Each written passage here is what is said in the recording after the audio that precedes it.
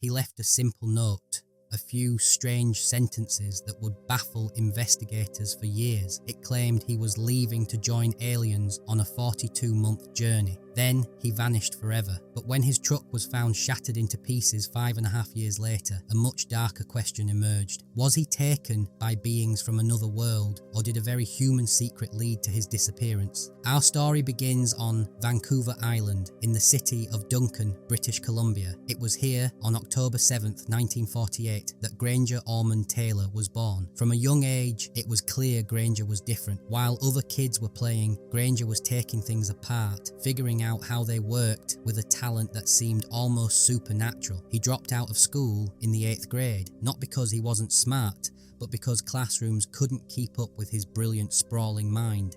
He found his home in local mechanic shops, where his abilities quickly became the stuff of legend.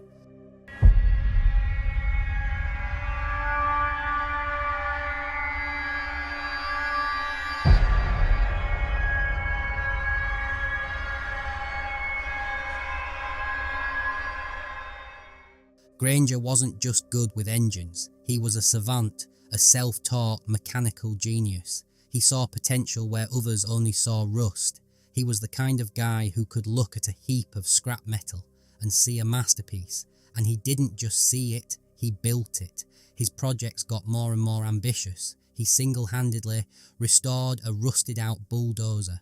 He dragged a derelict steam locomotive out of a forest and brought it back to life. Maybe most impressive of all, he got his hands on a vintage Kitty Hawk P-40 fighter plane from World War II and painstakingly restored it to flying condition, a feat that cemented his reputation as a local prodigy.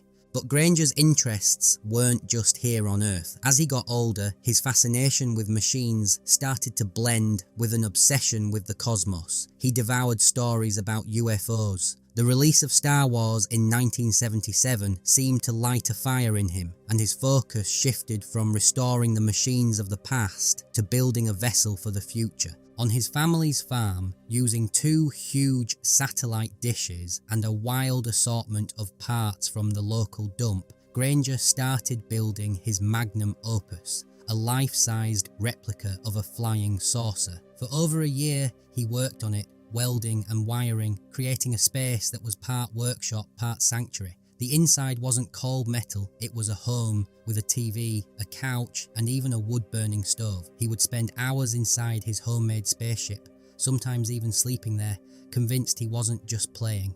He told friends he was in direct communication with extraterrestrials, that they were speaking to him through his dreams and his radio equipment, sharing the secrets of the universe. To many, it was just Granger being eccentric. To him, it was the most important work of his life.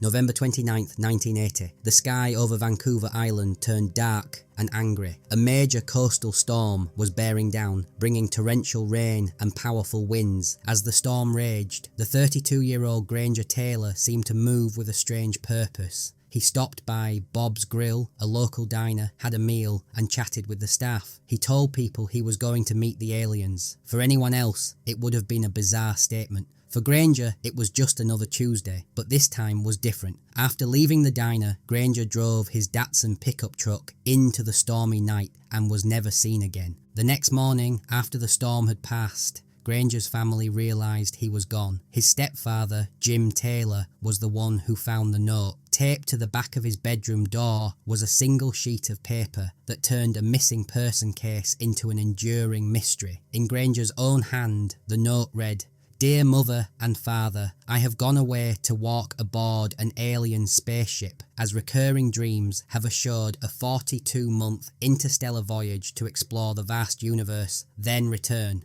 The note continued, "I am leaving behind all my possessions to you, as I will no longer require the use of any. Please use the instructions in my will as a guide to help. Love, Granger." Alarmed, his family checked his last will and testament. There, they found 2 small but profound changes. Granger had carefully crossed out the word death and replaced it with departure. The word funeral was also struck out. These didn't seem like the actions of a man planning to end his life, but of someone who truly believed he was starting a journey.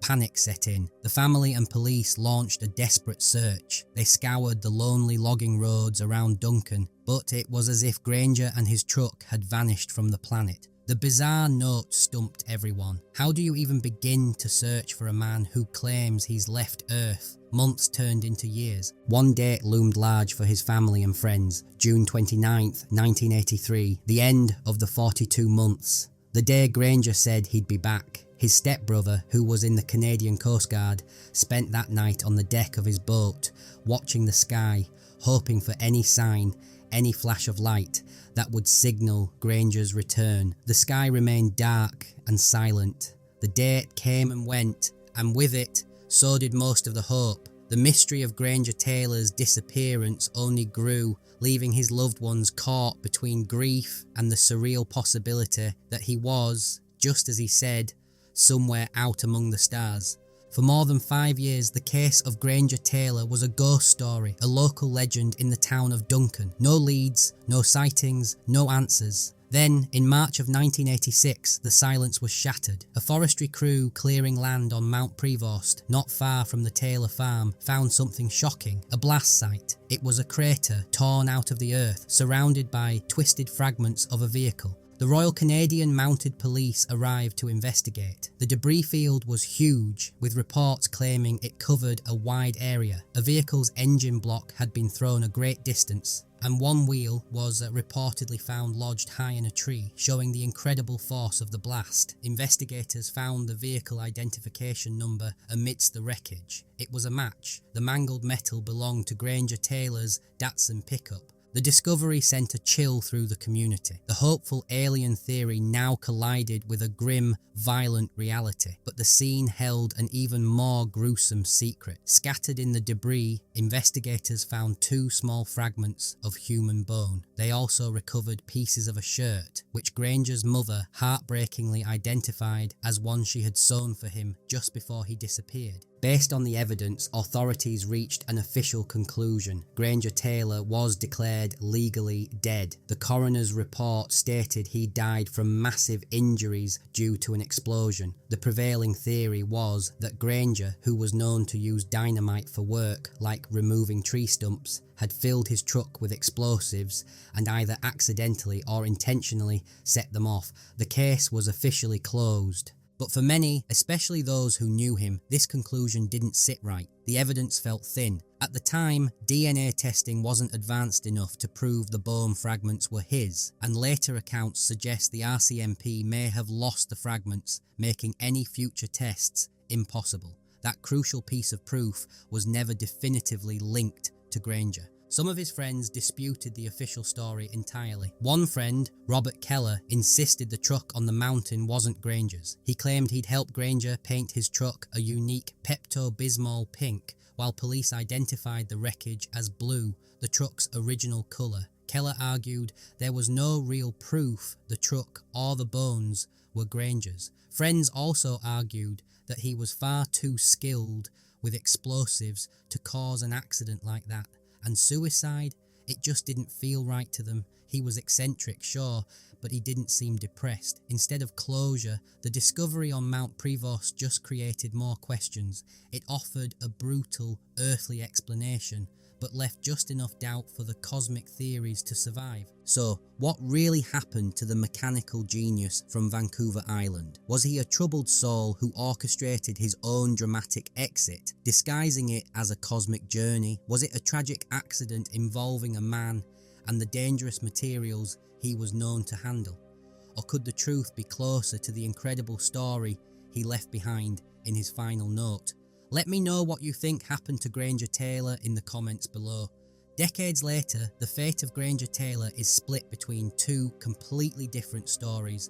One is a story of human tragedy, grounded in forensics and psychology. The other is a tale of cosmic wonder, fueled by faith and mystery. The first and most official theory is that Granger Taylor took his own life. Supporters of this view suggest his bizarre note was a kind of suicide letter, creatively written to protect his family from the harsh reality, changing his will from death to departure is seen as the meticulous planning of someone preparing to die, not travel. His obsession with aliens and his social isolation could be interpreted as signs of deteriorating mental health. Some have speculated he may have been dealing with a condition like schizophrenia, leading to powerful delusions. His sister also noted that in the months before he vanished, he had been using hallucinogenic drugs, which could have further blurred the line between his inner world and reality. In this scenario, the explosion on Mount Prevost was deliberate. As an expert with dynamite, Granger would have known how to create a blast big enough to obliterate himself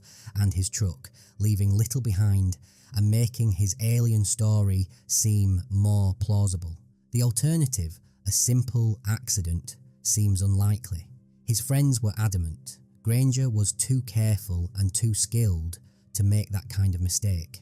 But then there's the other theory, the one Granger himself wrote. This is the one his friends, and for a time even his family, held on to, that he was telling the truth. In this version, Granger wasn't delusional, he was chosen. His genius, they argue, wasn't just for earthly machines. It allowed him to connect with something beyond our world, that spaceship in his backyard. Not a sculpture, but a communication device. His friends believed that if aliens were going to contact anyone, it would be a guy like Granger. According to this theory, November 29th, 1980 happened just like he said. He drove to Mount Prevost for a rendezvous. The powerful storm wasn't a coincidence. It was the perfect cover for a secret departure. And the explosion. Supporters have explanations for that too. Some speculate the blast wasn't dynamite, but energy from the departing spacecraft. Others suggest the aliens, or Granger himself, under their instruction, destroyed the truck to erase any trace of their visit.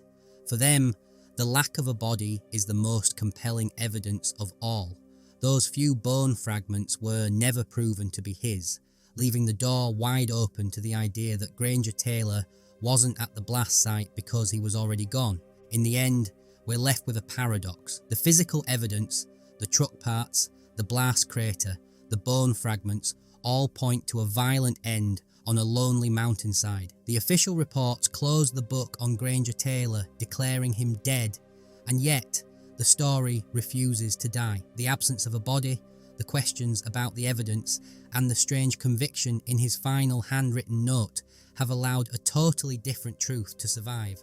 Was Granger Taylor a misunderstood genius who fell victim to his own mind, staging one of the most elaborate suicides in Canadian history? Or was he a visionary who actually made contact? Maybe the truth lies somewhere in that grey area between a brilliant mind and a breaking one. This was a man who could restore a World War II fighter jet, but also built a spaceship in his backyard with a wood stove inside. He understood the laws of mechanics, but he also believed in a journey across the stars. The 42 months have long since passed. The world has changed in ways Granger could only have dreamed, but on a clear night on Vancouver Island, some people still look up at the sky and wonder. They wonder if the mechanical genius from Duncan is out there in the cosmos on the interstellar voyage he promised, or if he's simply a ghost on Mount Prevost, a lingering question mark that may never be answered. His story forces us to look at that thin line between genius and madness, between what's real and what we desperately want to believe is true.